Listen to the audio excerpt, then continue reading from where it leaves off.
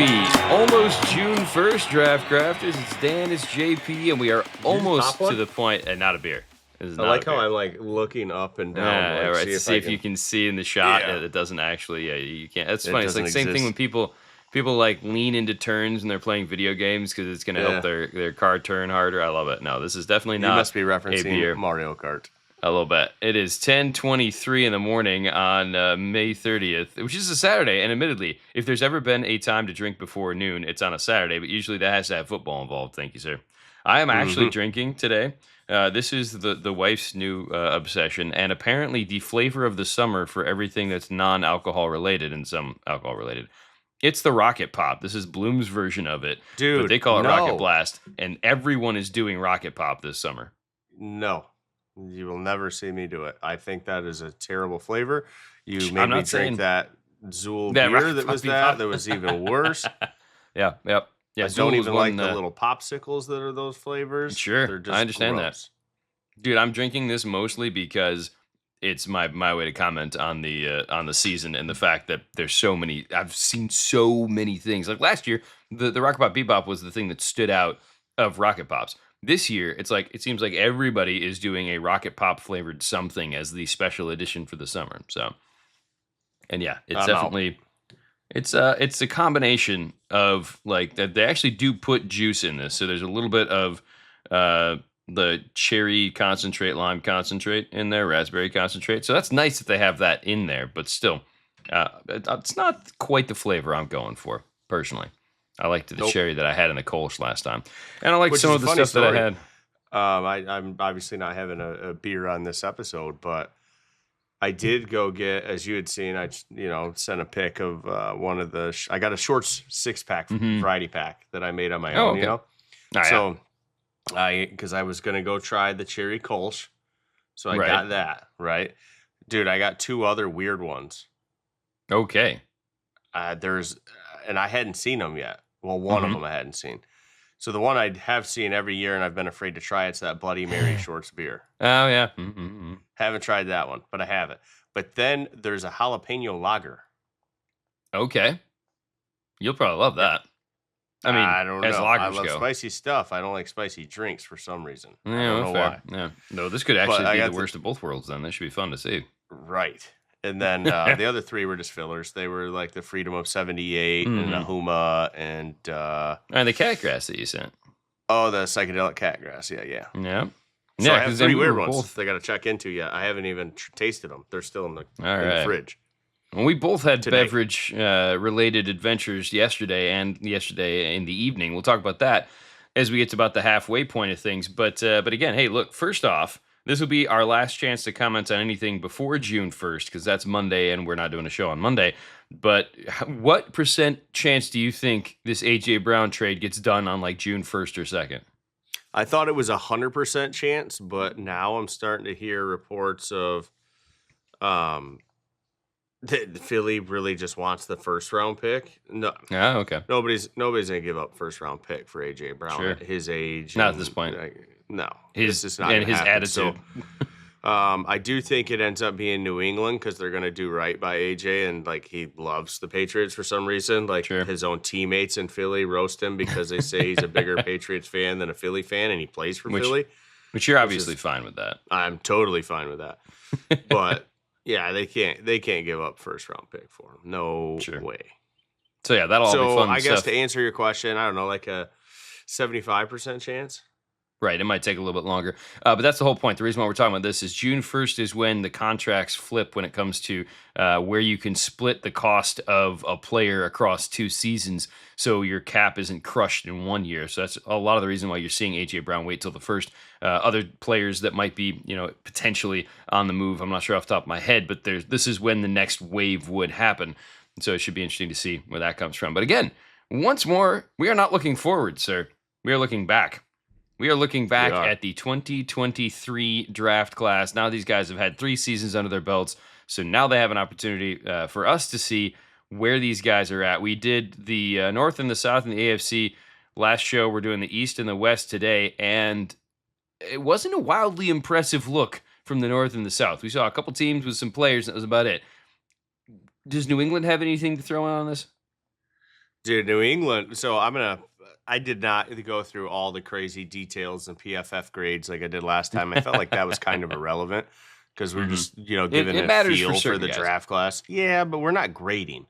You know what I mean? We're just talking about No. how we feel about it. We're not grading this draft class other than the sense of, hey, you did the best in this division type thing.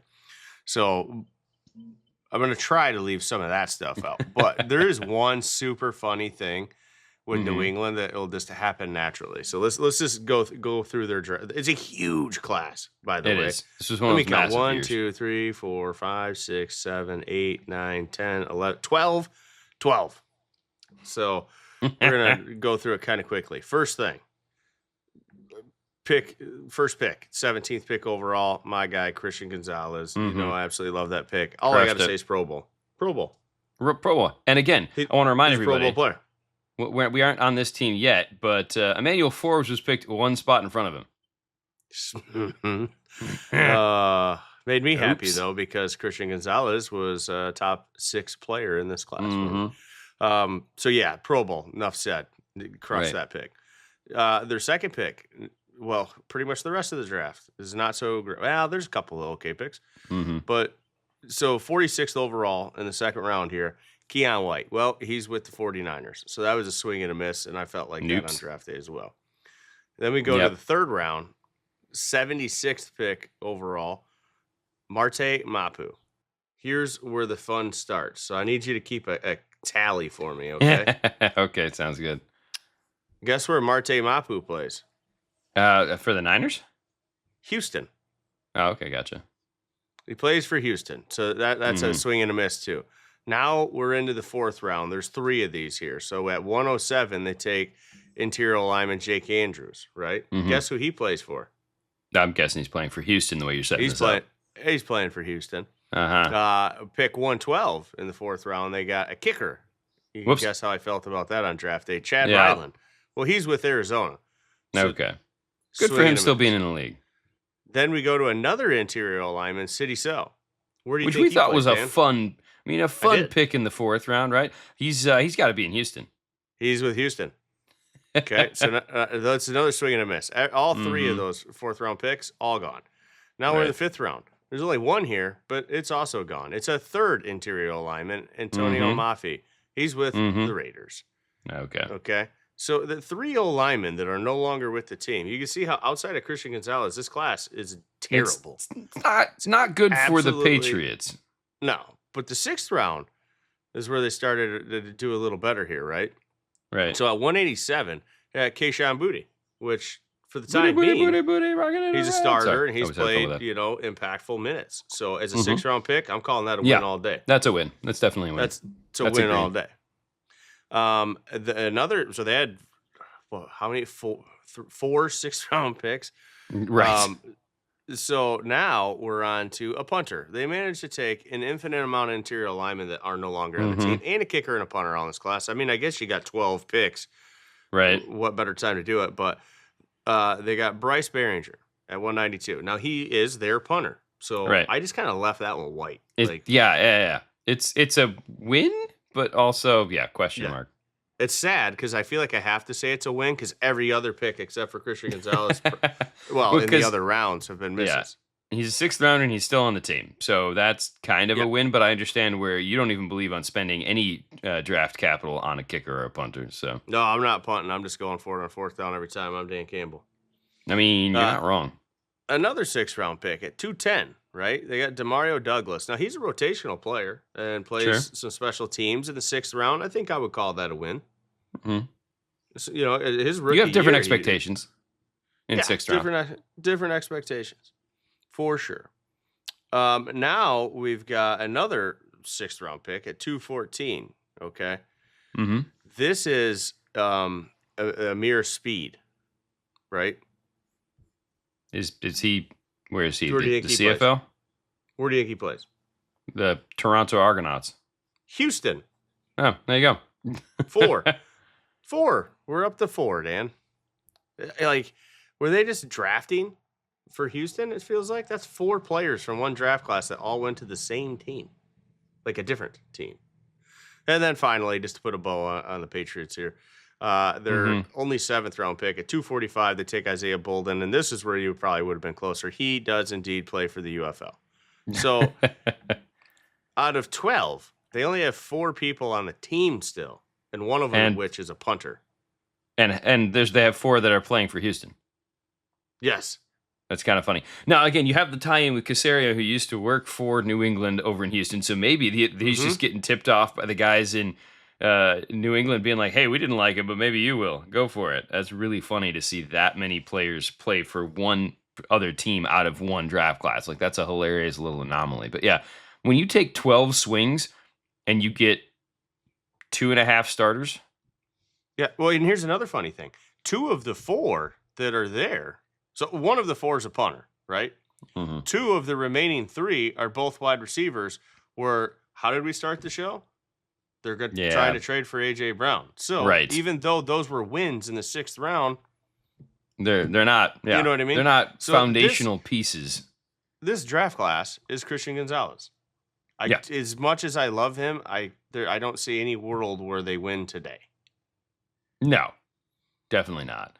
This is a team that's just... Actually, I know there's no world, because even if somehow we went and like, well, Gonzo is a superstar. I'm like, dude, you went 1 for 12. Right, exactly. To let them win. Exactly.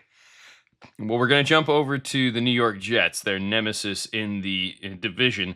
And it's a little bit more of a mixed bag, because you start off with edge rusher Will McDonald in the first at the 15th pick, and he's been a contributor for this team, right? But technically speaking right now, he's not even a starter for them, although I think he's kind of in their starting rotation. He's in that weird spot of, if you look at the depth charts, technically he sits behind, I believe he's technically sitting behind Joseph Osai right now, but I think he's more or less their 3rd guy, right?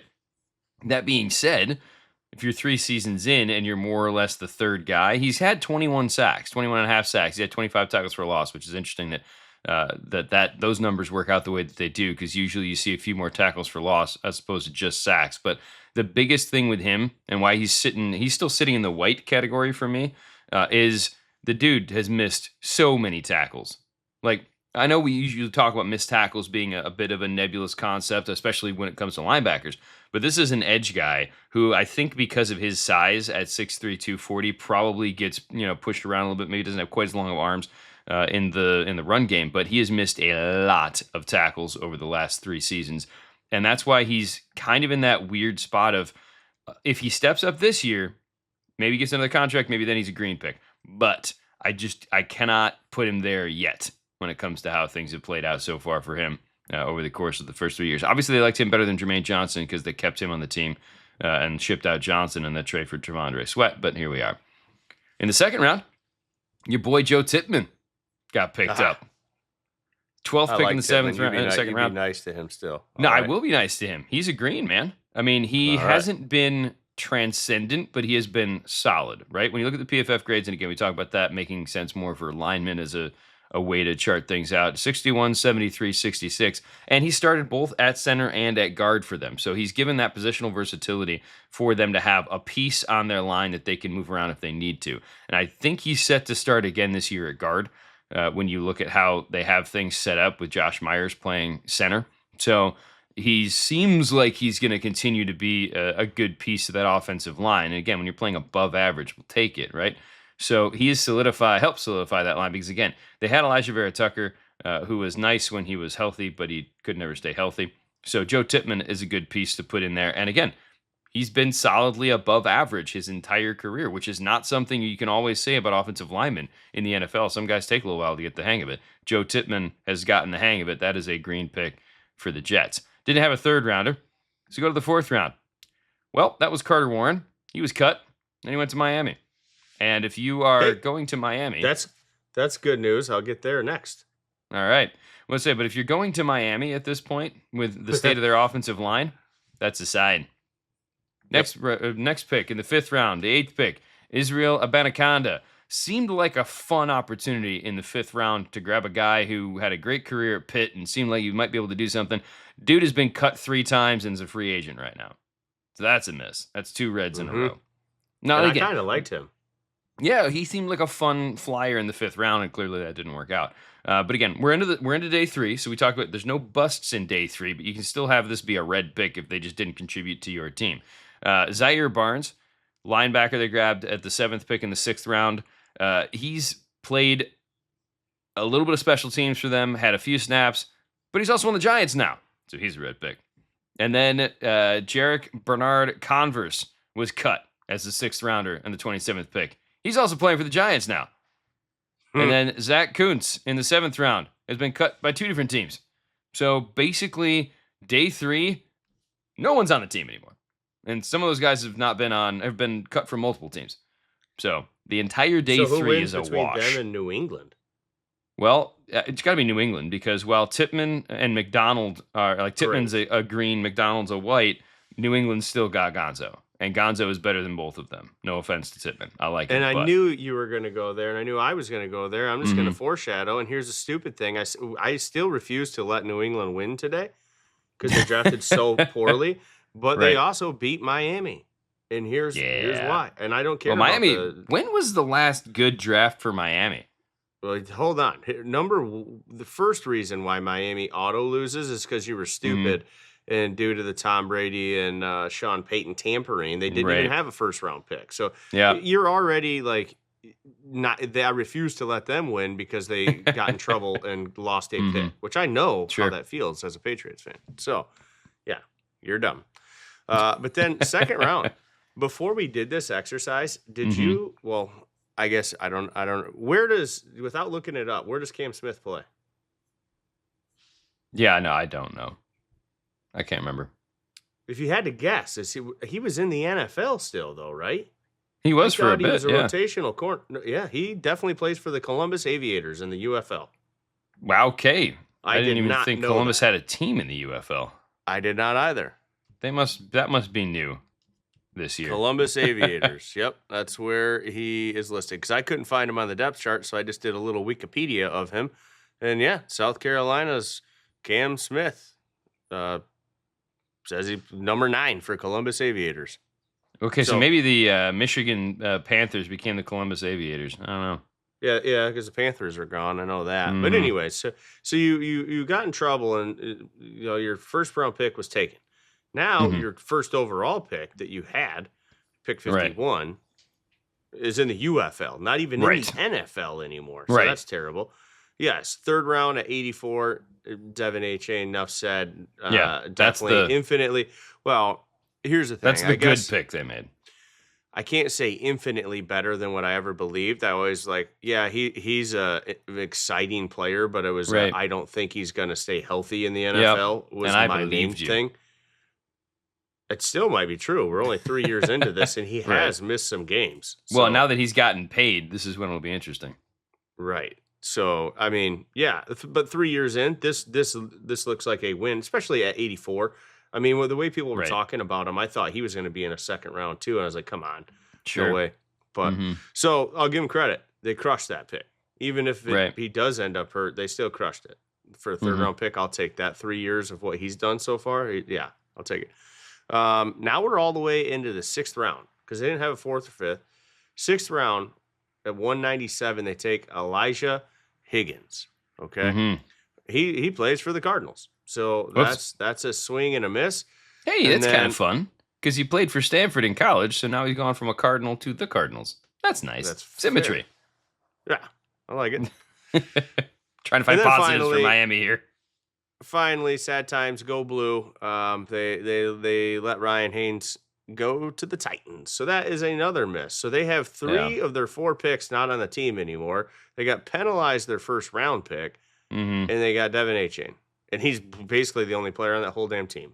Right. Well, and that's the thing. When you think about this year for Miami, too, you got to look at context. I'm by no means excusing Miami. It's just funny to think about. This is when Miami thought they were contending. This is when they thought they were going to be making a move for a title or whatever, right? Or at least we're on the cusp of that. So the fact they only had 4 picks makes sense for a team that thought they were pretty well put together. But the issues that they had in 2022's draft, 2023's draft, is a big part of the reason why they are where they're at right now with the team being an absolute dumpster fire, so to speak, down there. Now, I know that's one of your dad's favorite teams outside of Oh Detroit. yeah. So sorry, No, pops. I did. It's gonna be a bit. He might be a bigger Dolphins fan than anything. Okay, well then it's gonna be a bit bigger bit because it's not looking good for them. Buffalo Bills to wrap up this division. Can anyone take it away from the Patriots? Well, they started off with a good pick, right? Dalton Kincaid at the 25th pick in the first round, maybe a Friggin' bit high Patriots. from where we probably thought he was going to go, but still was a potentially exciting pick. And in his career, he's had 156 catches, 1,600, almost 1,700 yards, 9 touchdowns, and a Pro Bowl. So I mean, he's a green pick, but he still feels like there's more that he could hypothetically give. So he's in the good but not great category for me. I mean, it's hard to say for a guy who has a Pro Bowl, right? But part of it's been the injuries, part of it's been how Buffalo has used him in that offense. But it feels like he still has another gear, and if he can get to it, then this pick will look even better. Of course, they've got to make the decision on his fifth. I don't know if they've made the fifth-year decision on him yet or not, but he's kind of in that weird window, and of course, sharing time with Knox. But again, overall, good pick for them. The second round is where it gets interesting because they grabbed a guy that you and I thought was just going to plop right down on their offensive line and be a solid contributor for them. At the 28th pick in the second round, they grabbed O'Cyrus Torrence. Oh yeah. Thought he was a plug-and-play guy. Felt like he was just going to pop in there and go. Here's the thing. He's had a 54.9, a 55.5, and a 59.4. So he has gotten better. But again, for a reminder for those of you who aren't as big of a PFF stat head, 60 is considered average. Like you stepped foot on a field and didn't do anything for a play, you get a 60. So he's yet to get to average. But he's a starter. So Dude, I still don't give up on him. I used your orange for this one, man. Because he's not a bust, right? I can't put him quite in the white because of how rough his start has been, but there's still hope. So I'm using your orange distinction for O'Cyrus Torrence, and he does still have a chance. And again, he is still starting on this team. He is still going to get this season to figure out whether or not they want to pay him. This is the end of his contract, right? 4 years for a second rounder. But he has an opportunity. Now, the challenge is he's got Armaj Adams and Jude Bowery from this year as rookies that will gladly take that spot if he doesn't step up this year. So this is his prove it season to see if he gets into the contract. And to be honest with you, he might not, even if he has a good year, not a great year, they might be moving on into free agency just because Buffalo might think they have cheaper options behind him as they're trying to take care of their cap space. Next one. Dude, this one I was torn on how to rate this. In the 28th pick of the third round, they grabbed Dorian Williams, linebacker. Has had 220 tackles, only 6 tackles for a loss, starter, but I feel like he hasn't. I mean, he's at least a white, right? But I don't know if he's a green. I like Dorian Williams, man. Okay, we can make him a green. Because when he had to play like the first like year or so, like when Matt Milano was out and whatnot, right? Dude, I used him as a fantasy linebacker, and he was doing very well for me. And then he started to get some injuries, and everybody else got help. That's why I feel like every time he's somebody says linebackers in need for Buffalo, I've always called rubbish because I like both the linebackers that they have. Right. Yeah, they need to stay healthy, but right. Well, and one of the things that I think is going to be very interesting from how they're rolling things is, again, this will be his last season in his contract. They've got Caleb Elarms-Orr behind him, which is another guy this year's class that I really like. So he might be another one. Noises. That was the hottest sip of coffee I've ever had in my life. I couldn't keep a straight face. This is another reason why I don't drink coffee. Why would you do that to yourself? This is so good. It was an absolute like freaking meteor going down my esophagus. See, this is why I'm glad we're doing video now for this podcast, so people can see this. Did you see me take the lid off the slider? I was trying to, because I was trying to slide it back, and it wouldn't like slide back due to like the I don't know, like the pressure, the condensation, the vacuum seal inside. Yeah, something was going on. And it wouldn't slide, and I was trying to slide it as drinking it, and then it finally slid, and then it all just rushed in my mouth. And what do you do then?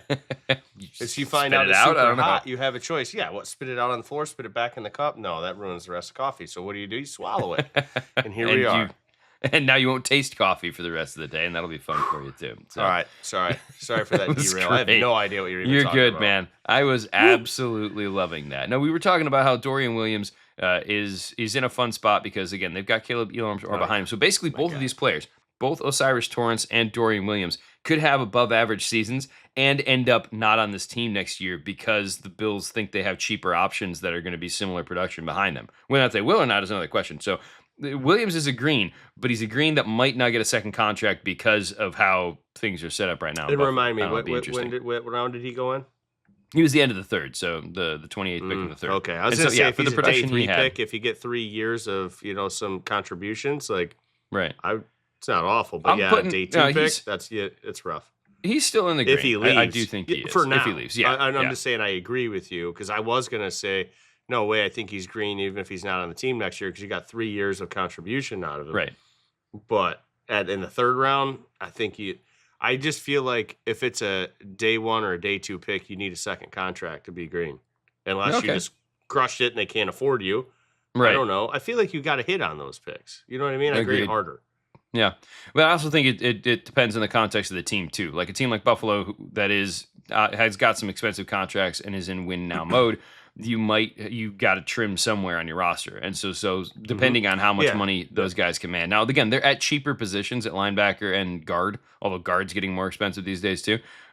There's a world where both of them are on the team next year, depending on the deals they're looking for. There's a world where both of them end up somewhere else because of what they can get on the free agency market, and because Buffalo feels like they've got other guys in behind them. Because again, they've got guys in Ahmad Reed Adams that I like, Jude Bowery, who you like, and Caleb Armstrong that I like. So there's rookies that if they develop the way Buffalo would like them to, could be plug and play guys for them next year too. Should be fun. Didn't have a 4th round pick. 5th round, the 15th pick, Justin Shorter. Dude, he's red because he's playing for Vegas now, or was last with Vegas rather, but he got cut from them too. The dude's been injured basically his whole career. It sucks, but that's just the nature of how things have rolled for that guy. So sorry, Justin. No 6th round pick for the Bills, but in the 7th round, they grabbed interior offensive lineman Nick Broker, 3rd stringer. Barely played even on special teams. He's still on the roster, I'm guessing, because depth is nice to have, but it would not be surprising to see him get cut this year, just based off of who else they picked up. And then in the 35th pick of the 7th round, which is basically you're into the comp picks, right? At the end of the 7th round, Alex Austin, he was cut his rookie year. He's with Miami. So another red. Another team, and again, we expect Miami a lot needed of day someone 3. else from this class because they only have right? one. There you go. saying. Now, I don't know that he's probably a depth piece for Miami, but Hey, it's better than every other pick they made, also true. except for yeah. A-Chain. Yeah, and that's the thing. When we look at these rosters, like we're expecting a lot of red, if you will, on day 3, just because you tend not to hit on day 3 picks as much. You don't have as much invested in them, so you move on from them faster. But the teams in at least between the Jets and the Bills, it's been rough, man. This was a rough day 3 for both of those because none of those guys are on the teams. Either let's take it back. Nick Broker is on the team, but he's not This whole contributing. division is rough. The whole division is rough. So what it really comes down to is, do we think Dalton Kincaid, Osiris Torrance, and Dorian Williams outweigh Christian Gonzalez? No. So does that mean the Patriots are the best team out of the East? Mm-hmm. There you go. Because at least they have Booty and Douglas. It's mostly true. Booty, but So they have. they're not going to win. Again. They're not going to win today, though. Someone from this next division after the halftime has to win. Has to win. Well, we can both say though that New England's not beating out Houston. So at least they got that. So that's nice. All right. Houston's winning the whole AFC. They're probably they might win this whole thing. Well, they're in the best position so far. So before we get out to the West, though, let's talk about some beverages. You, sir, had a epic adventure yesterday. I did. So I had to take my buddy some bottles. So he lives in Knoxville, Tennessee, a spot you know very well. But we decided to meet at a halfway point, which was pretty darn close to Cincinnati.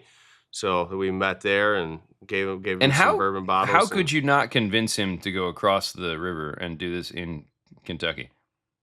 Oh, I easily could have. I was just trying because this was for him and not for me, and I was trying to keep the shorter drive as short a drive as possible. But here we are. But the thing is every time we like swap whatever bottles we found for each other, we have 2 of the exact same like little sample kits where it's the 4 little Right. glasses from Aged in Ore. They're not a Mhm. sponsor of us, but they make pretty cool stuff. Right. We don't have any sponsors. Yet. Damn. We'll get there. But long story short, Means we're not so beholden to anyone. He's got one, I got one. So every time we meet up, we fill up the 4 bottles and then we swap. So Sure. then you have blind samples to do. Right. So I didn't drink the whole sample, just half of each one. So I could do it again if I wanted. But Right. last night, and I knew what the 4 were. Like I knew the 4, I just didn't know which one was which. You know what I mean? Because we always give each other a list of stuff to choose from whatever bottles that we have open. Like, hey, I'm not going to open up a bottle, but here are all the ones I have open. Pick 4. So I picked 4. So I intentionally picked 2 single malts. Because what better way? Because I do not like single malts, so I'm not going to buy them. So in effort to, try new single malts, this is the best way to do it because it costs me nothing. Well, I guess I have to trade a sample for it, but it is what it is. So I intentionally picked 2 single malts, and then I picked 2 bourbons. But here's the thing. Dude, a single malt won. I finally have found a single malt that I like. What? I actually, and I will say that I like it. It didn't just win because the other ones were that much worse. Like the first run through, it was the 3rd one in the sample. I hadn't even tasted the 4th one. When I taste the 3rd one, I go, if that one doesn't win, I don't know how. I don't know how it doesn't win. It was a really cool flavor. Okay. So, and I didn't know what it was, but I had to guess and go figure I guessed it right. Just because it was the Jack Daniel's twice barreled heritage single malt, so one of their special ones. I was so hopeful because you can't. I texted you about that. It's like it's gonna be so funny when the only thing you don't like from Jack Daniel's is the standard whiskey.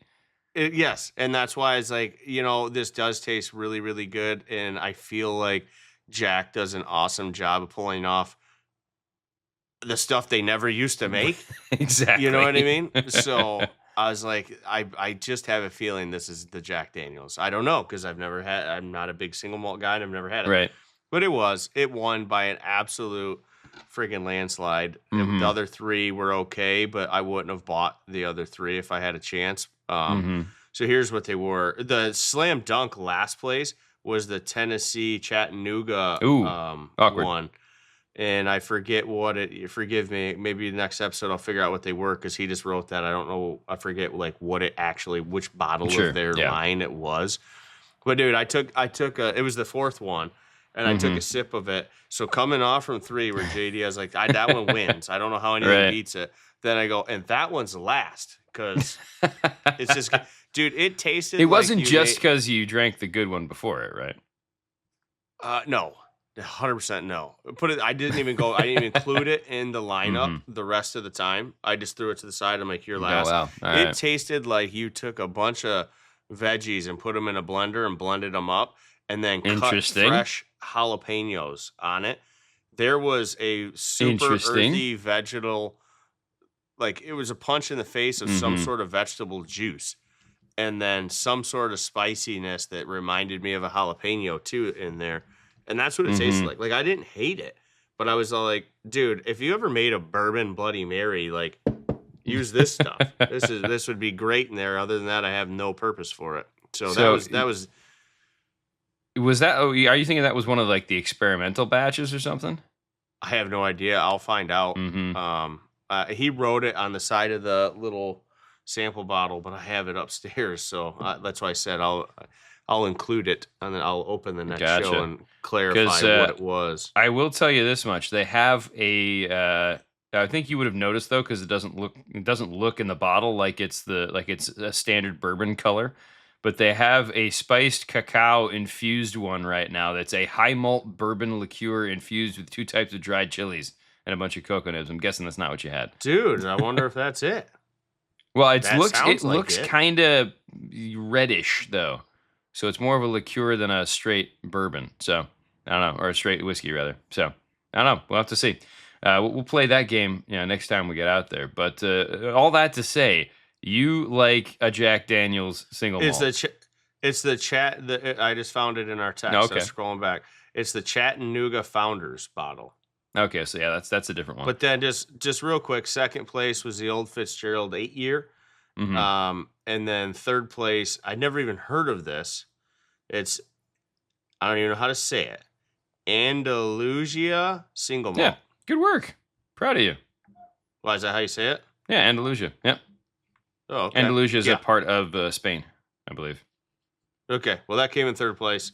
It wasn't Okay. awful, but definitely would not buy that. Like I say, I wouldn't buy any of these other than that twice barreled American single malt by Jack Daniels. There you go. That was actually good. And I guess I should say this. It had some of the sweeter, like bourbon notes. It had some of the earthier notes that a single malt has, but they weren't overpowering. But Right. dude, there was a fruity note on here that my brain at the time just kept telling me mango. So it was weird that I was getting some sort of sweetness, but not like a fruit sweetness of like your typical caramels and things like that that Okay. would be in a bourbon. Not a lot, a little bit. I was getting oak in there as well, and some of the earthy notes that would come from the single malt, but then it always finished with this like little touch of mango. I don't know. It was fun. I Yeah, actually mango's really interesting like because I don't think it. I've It is. seen you pull mango out of any type of bourbon set yet. But I don't know that I have either, but I there you had go. a ton of fun with that bottle. I would buy it if it weren't like one of the, not, it was a specialty A one-off. release, so now Okay, it's like gotcha. going to be 3 times whatever MSRP is minimum. Yeah, I understand that. Well, I actually went with the same combo that you had, where I actually had 2 different single malts last night myself. So I was at Eastern Kille, which is a distillery in Grand Rapids, and I tell you this much: technically, it's based out of Rockford, but this is the place that used to be called Gray Skies, and then Gray Goose decided. Or there's a gray company somewhere that basically decided you're too close to our name, so we're going to sue you, and so they changed to Eastern Kille, which is a shame. Because yeah, it's still good, but it's just not the same. Calling it Eastern Kille, I really am bummed that they had to change that out. So they decided to make and they make a lot of different things, right? I mean, they've got a Fernet, they've got gin, they've got barrel finished gin, they've got a bunch of different things, but they've also got whiskey. And they have now 2 different single malts that they did. And they did a Michigan single malt, which is basically the same thing as their Michigan rye, Michigan bourbon, where it's just made from Michigan grains, etc. And then they did a 7/8 single malt. And the 7/8 was in bourbon barrels for 8 years. And then they finished it in, I think it was the single malt barrels for like 8 years. And they finished it in a 7-year-old bourbon barrel or something like that. Some combination of finished in a bourbon barrel. So it's very similar to what you had with the Jack Daniels, where it was a single malt finished in a bourbon barrel. So it's twice barreled. And that one was the one that I liked the best. But both of them did not have the usual characteristics that I get out of a single malt, because they don't taste like some of the more thin-ish and earthy tones that you get like out some of the Scottish things. So I found that very interesting that they went the single malt route, but it didn't taste as much like I expect single malts to taste. Now, they were both good, no complaints. It was really funny because they put them in like they don't have like little snifter glasses at that place, at least not for where we were sitting outside. So I got them in like the cocktail glasses, which meant 3 times one of the staff kept over to be like, I'll take those glasses. Like, nope, those are pours. I'm still working on them, because they looked like they were empty glasses, right? And then for funsies, I had a third one. Oh, go ahead. I had a third one that was completely off the res in comparison to the rest of them. It is Agave Nocturno. So basically, an American agave spirit, and I had to look it up to make sure I got that right. They macerate fresh nopales, which are prickly pear cactus pads, smoked paprika, dried ancho chili, right? And then lapsang souchong tea in the spirit for 14 days, and then they bottle it at 90 proof, right? So did not taste almost at all like you expected tequila to taste, with everything else that's going on in it. So I think the first sip I took, I looked at Caitlin and said, like, I think they're trying to do too much here. But as I drank it, it was, I figured out, it was pleasant. It was fun. It wasn't what I was expecting, but I still did enjoy it. But again, it had the chilies came through at different points. The even just the prickly pear cactus came in. The paprika came in. So it had a lot of layers to it. And because I came in expecting it to taste kind of like tequila, I think that's why I was thrown off in the beginning. But once I got a chance to sit back and embrace it, if you will, it was pleasantly surprising. It was something they released on Cinco de Mayo this year, and I'm guessing it's something they might do every year or something like that, as like a seasonal type piece. And you could have fun with it. I think it would taste better in a thing than just on its own. So kind of but like still. my vegetal Right. friggin' jalapeno thing. So Yeah. real quick for fun, we're gonna have a little story time. Why not? It's Saturday show. We go a couple minutes longer each time. So I looked up the notes and whatnot for this Jack Daniels, right? Okay. Just it sounds like I absolutely aced it with the exception of the mango. Nice. So I'm gonna read this real quick. Dude, I didn't. It was sherry cask finished. I didn't even know that. See, it's Oh, there you different go. when you don't have the bottle, so you can't Sure. read what it is. I didn't Right. know. I'm like, whatever, I'll try it. So it says the sherry cask finish makes a mark on the palate. Malt, cocoa powder, vanilla, and sherry swirl forward. It says waiting past these flavors reveals additional components of peppercorn spice, light maple, and a dab of charred oak, along with a touch of cherry. It says the mouthfeel is neither thick, thin, blah, blah, blah. We don't care about that. It says there's a doughy, dry vanilla sherry as you work your way through it. So it's a lot of earthy spice and sweetness that I was talking about. Vanilla, the caramel, the cocoa. I was getting all that. But then it says it finishes with the chewy oak and a layer of dry fruit with a touch of the cherry or sherry, not cherry, sherry sweetness. With a little bit of like more oak and peppercorn and earthiness. I don't know. Like everything's there. And they go on for a whole other paragraph about these notes. You know how they are, and I get frustrated when they say they taste 17 things. Right. I'm like, nobody, you don't taste bourbon and get 17 tasty notes.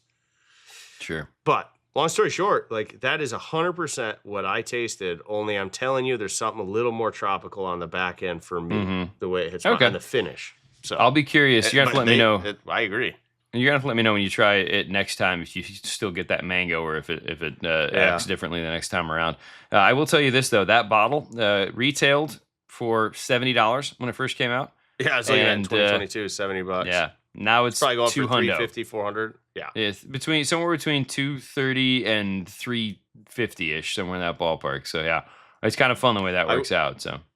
I will say this though, for even if you're not a Jack Daniels fan, because I don't like the bourbon, but I seem to really like everything else they do. But these twice barreled things that they do, have been absolute hitters so far. Because that twice barreled rye that I have is absolutely phenomenal. It's one of my favorite bottles. Put it this way, I went back to go buy a second one of those for a backup, a bunker bottle. So I got an unopened one just chilling for a special occasion, I guess. But all right. That was a long halftime, my bad. Well, look, and apparently you like some of the stuff Chris Morris has been doing over there with Jack and with Brown Foreman and all that stuff. And he's the guy behind this one. Yep. Yep, there you go. Yeah, he does some good stuff. So a little heads up. Huge fan. Right, because he did the Woodford. Because even their bourbons, that like that Heritage one that tricked everybody thinking it was like the same thing as that's a specialty release, but that's it's the yearly bourbon. one now. Yeah, it's just available all the time. It's a staple, but that is the first bourbon they make where I'm like, that is really good. I can drink that all the time. Like it beats every other standard bourbon they have, dude. I think I even like it better than the one that gets the single barrel proof, not the rye that I love. Okay, the regular, the gold one. Like everybody grades that super high and calls it one of the best values in bourbon. I'm like, dude, I can drink it and I enjoy it, but I couldn't care less if I have one on my shelf. Sure. You know what I mean? This blue one that's, $20 cheaper. Awesome. There you go. Awesome. That's a win. And again, that's the thing to remember too. It's like just because other people like it doesn't mean you have to, and vice versa when it comes to any of this kind of stuff. We'll talk about beer next time because I actually went to Third Nature, and we'll talk about them next time. They do flights, right? But their flights are 6 beers. So I had a little 6 beer flight to talk about next time. I like it. We're not there right now, though. We're out west. Nope. Who do you want to start with, Denver? No. Okay. Always got to start with my third favorite team in the league. Come on now, the Raiders. And this one, let's go. This brings me joy and pain all at the same time. Okay. You know what I mean? Because when one of your favorite teams takes a player that you're 100% out on, this was my biggest bust of the whole draft. You just want to be wrong. And when you're right, it's like, I told you, but it's like, damn, I wish I would have been wrong because this is a team that I want to be good.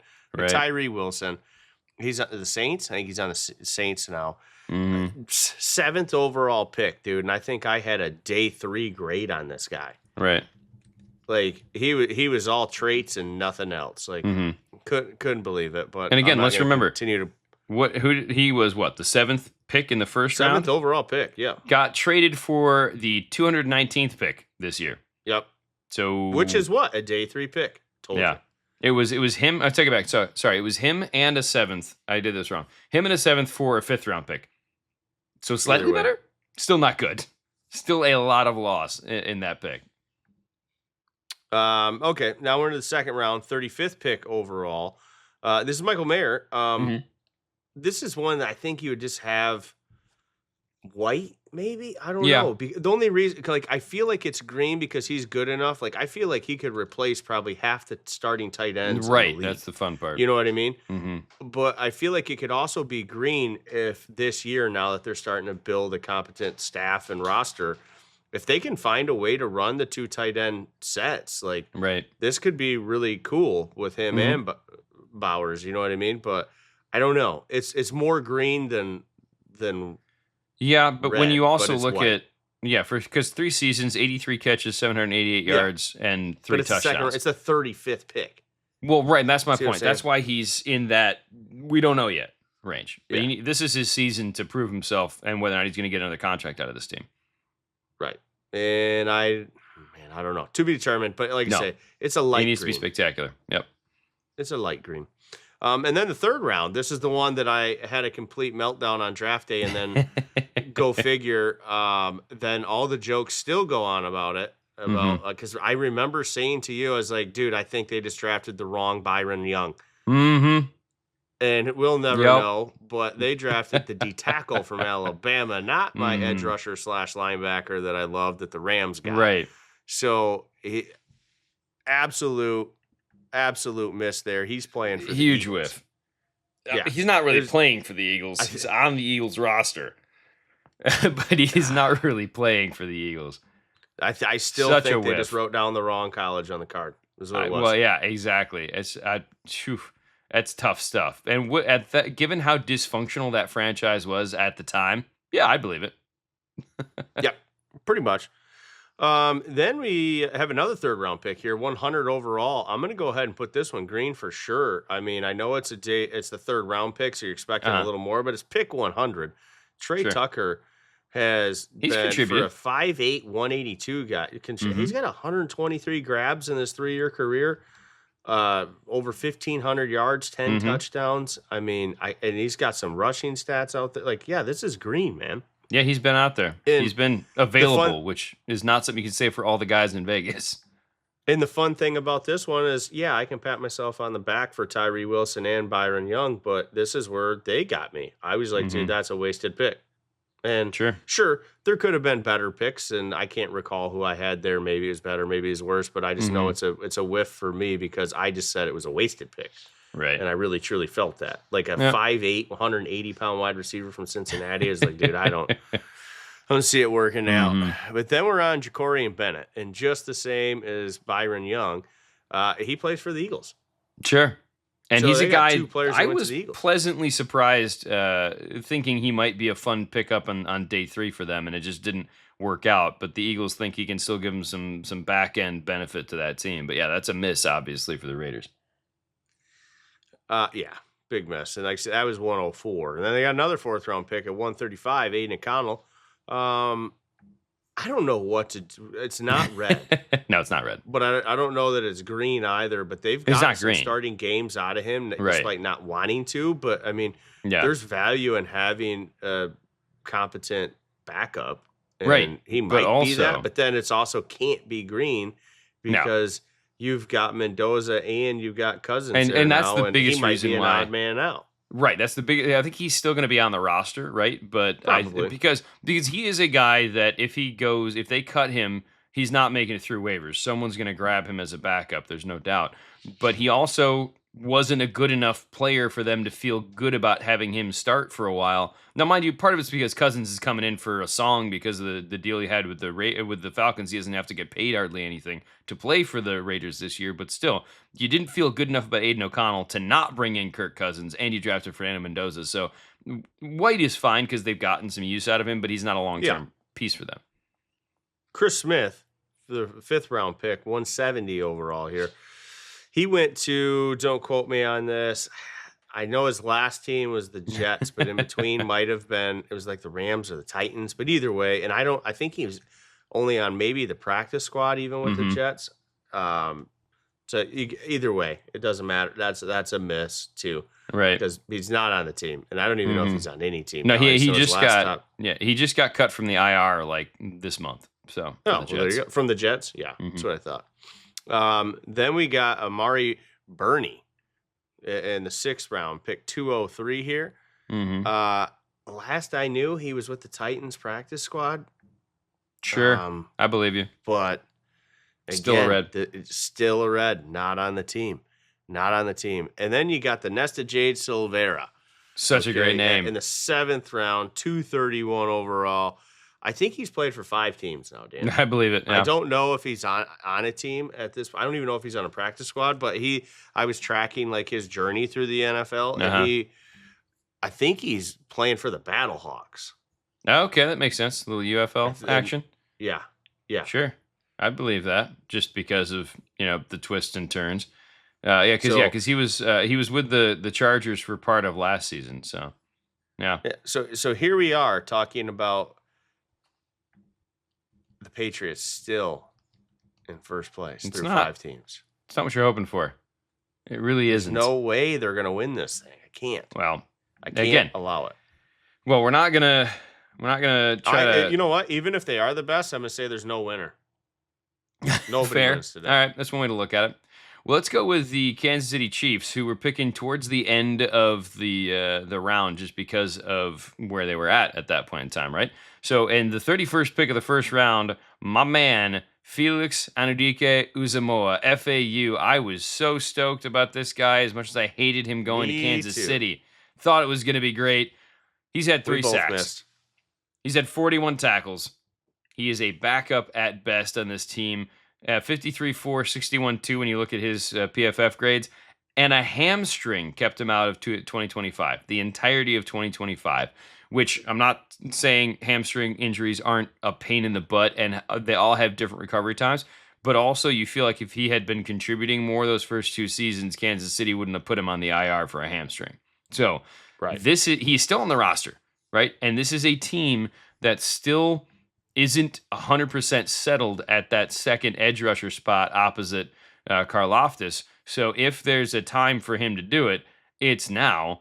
But with R. Mason Thomas and Ashton Gilotti there, this is his last chance. And he has not done anything yet in the NFL to make me believe that what I saw in college is translated. And it's just something about how... I saw the motor, I saw the energy, and maybe he's got motor and energy and just hasn't figured out how to get a pass rush move that works yet, which is, I don't understand how it's even possible in 3 years, but it's not working out for him. Where it gets real fun is the second rounder. 24th pick in the second round, they took your boy, Rashee Rice, who has had 156 catches. He's had 1,700 yards. He's had 14 touchdowns. He's been great when he's been on the field. Man's had some injury issues. Man's had well-documented personal issues that we've talked about a few different times. I think he's technically sitting in jail right now as we're recording this show. Probably. As he's knocking out his 1-month issue that he had there from violating the probation or whatever. But it's just, I put him at white, right? He's a green on the field, and he's a red off the field. So I made him a white because the Chiefs have a decision to make this year whether or not to extend him, right? Or not to extend him, rather, just to give him a second contract, because that's what he's looking at right now. There's no way they're going to. I can't see it. He's too much of a liability think about, now. They don't even extend their cornerbacks who are good. Right. Why would they extend a good troublemaker that can't stay on the field, who's also had a season-ending injury? I don't. Yeah, it's again one of those situations where Kansas City needs to have people around him all the time.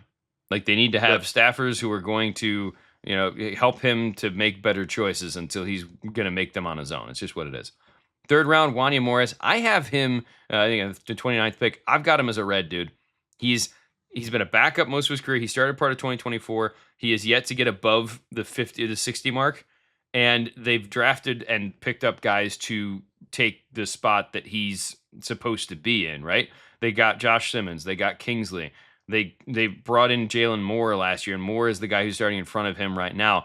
It just seems like he's not quite there yet. And if by your third year, you're not quite there yet, and you're a backup, even if you're in the third round, you're still a bust for me. And I can't put him higher than that. As much as it seemed interesting a couple different times throughout his career, he just has not been able to hold up yet. And hey, we talk about this. It is a tough transition for offensive linemen to move to the NFL. That's why when a guy has a great year right off the bat, like Joe Alt, you're expecting something big out of him. But Wanya Morris hasn't been that guy. Fourth round, this is probably the best pick they made. Jamari Connor has been a starter. Admittedly, he's trending in the wrong direction. He had a great rookie year, had an okay second year, had a pretty rough third year when you talk about his PFF grades, but 230 tackles and 4 picks in 3 seasons coming from the fourth round on a day 3 pick. We'll take that. He's, again, we don't know if he's going to be here after this year because, like we just joked about, Kansas City doesn't give second contracts to anyone in the secondary, apparently, right? So he might come a little bit cheaper because he's a safety and because he's had a bit of a rough run. If he can bounce back and play like he did earlier in his career, especially that rookie year, then we'll see what can happen. Now, again, this is another prove-it situation for him, too, because he doesn't have corners to kind of help him out. He's going to have to help out the young corners this year. So it'll be interesting to see what he can do there. The 31st pick of the 5th round was DB B.J. Thompson. He was injured and cut. In the 6th round, Keandre Coburn. He was cut twice. In the 7th round, Nick Jones. He was cut. He's with the Giants. So 5th, 6th, 7th round, again, not always a lot of bangers in those rounds anyways, but no, complete back end did not work out for them. So their best player, Jamari Connor, their best player, Rashee Rice, but their best player that they can feel good about going forward, Jamari Connor, and then Rashee Rice. Those are the 2 guys out of that draft. So I still don't know. It's still New England because you can't trust Rashee Rice right now. You just can't. Too much evidence to the contrary. Well, hopefully the Chargers take this thing home because here's the thing. Is Denver not? I can't allow Denver to win it because they didn't have a first-round pick because it was still part of the awful decision with Russell Wilson. Like, that was a huge financial burden, so that you just can't. I factor in what you do with the picks. Yep. I'm sorry. You took on the biggest waste of money I can remember. I think that is actually the biggest whiff at this point in NFL history. No, Deshaun Watson still is. Deshaun Watson's contract is still the biggest miss. But Russell Wilson's the second biggest miss. The difference is the Browns weren't willing to take on the burden that the Broncos did of like the $100 million in dead cap because they should have done that by now, but they didn't because they're the Browns. Yep. So that was what they did with the first round pick. Now we're on to the second round, 63rd overall. You got Marvin, and I'll just say this. Here's what's crazy. They have 1, 2, 3, 4, 5 picks in this draft class, right? All 5 are on the team still. See, that's good. So there's something to be said about that. Right. But you still can't win because of Russell Wilson. But Marvin Mims Jr. has been a rotational guy who's made some plays. Like, I don't know. I could full out call it green, but it's definitely more green than white. Like, it's a light greener. I don't know, because doesn't it just feel like he's going to be the odd man potentially out? Because they keep drafting guys like Franklin and Bryant who still have Sutton. Like, Mims seems like a special teams rotational wide receiver. I just don't know how I feel about that in the second round. Well, the challenge is financially how much you have, the fact that you have to pay him after the season, because again, he's only got the 4-year deal. And if they feel like Troy Franklin's their guy at that slot spot instead of Mims maybe is like a big slot, then yeah, I do see that because they invested what they did into Jalen Waddle. Right. He's not a 1-year rental for them. Oh yeah, and Waddle there too. Yeah, so that makes why sense. I say like it's not green, but it's. But he does feel like he feels like a player that's going to get a chance somewhere after Denver. Like he's a guy who will get a contract from someone in the offseason. Yep, totally agree. And then third round, pick 67, a guy that you and I both loved. He is currently a backup, so it's definitely not green. I'm still going to call it white. Mostly because, like, to be determined. Dude, he's got Cooper and Benito in front of him. Because Sanders, we knew there was a decent chance he wasn't going to be like a Mike linebacker in the NFL, that he was going to be more of the edge rusher role, which fits him way better. That is what he is. But he's got 2 studs in front of him. Right. So it just doesn't lead to it's kind of like, I still think there's some unknown, but I would say It's white, but it's closer to red than it is to green. Let's just say Sure. that. Yeah. So it's definitely a miss for He's us. pushing Maybe orange it's based on almost. situation. Yeah, that's kind of what it is. Right. Yeah, and that's so weird to see some of these guys and where you like a player, but if they don't go to a spot that has an opportunity for them, Yeah, situation means a lot. Mm-hmm. A lot.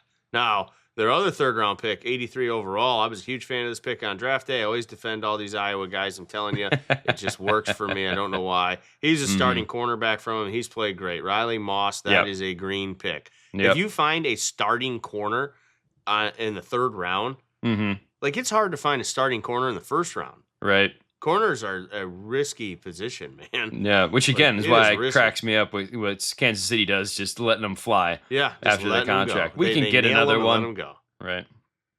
Yeah, they probably will because remember how much I love Noel Williams. Right. Yeah, remember true. how big of a fan I was of him coming out of Cal. Watch, he'll be the next guy there. It'll be great. Right. Sixth round, Dan. I'm gonna let you talk about this guy. Dude, first off, J.L. Skinner. Pick 183, J.L. Skinner. I mean, this is your guy. Again, he is the mold of the guy that I love at safety, right? The guy who's like 6'4", 6'5", guy who's pushing two. He's basically a small linebacker back there, right? And he's on the team still. He's on the team still, so we'll take it. In the 5th round, he's definitely a backup. Sixth round, sorry. So he's still on the team, so we're taking it as a positive. But again, he has not developed into the guy I was hoping he would be. So he's another cautionary tale for me. He's like a light green. Because in the 6th round, if you're still on the team, like that's pretty solid. And contributing. And again, he's made some plays for the team, right? He's not completely useless back there for them. But again, he's also another one of those players that they've brought other players in to play above him. That's never a good sign, regardless of where you are. So, but if he can develop into a special teams ace or something, then that's a win all day. And he's another guy. He's another guy that I expect to get a contract after this, but what it is will be very all up in the air. He can be anywhere. And then their last pick here, pick 257. Was he Mr. Irrelevant that year? Probably. I don't remember. Close but Alex to it. Forsythe. Yeah, center out of Oregon. He's still on the roster too. Yeah, he's a backup, but he's contributing, and there's something to be said about backup O linemen. You need some that you trust, and they kept him around for 3 years. So at 257, I'm going to go ahead and call that a green just because you're still on the damn team. Yeah, that's really hard to do.